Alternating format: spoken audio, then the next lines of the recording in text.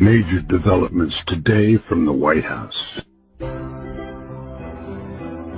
Former President Donald Trump is expected to make a decision within the next 2 weeks on whether the U.S. will formally step into the escalating conflict between Israel and Iran.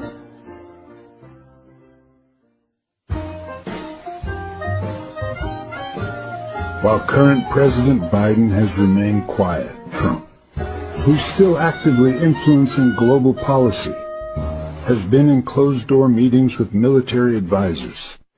The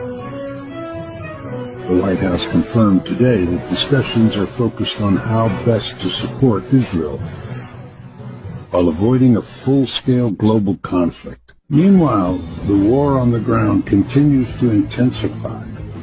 Dozens of Israeli civilians were injured in the latest barrage of missile attacks from Iran. Sources say Trump is weighing several options, from sending air defense systems to launching a targeted strike on Iran's nuclear sites. But critics warn a single misstep could trigger World War III. So what happens next?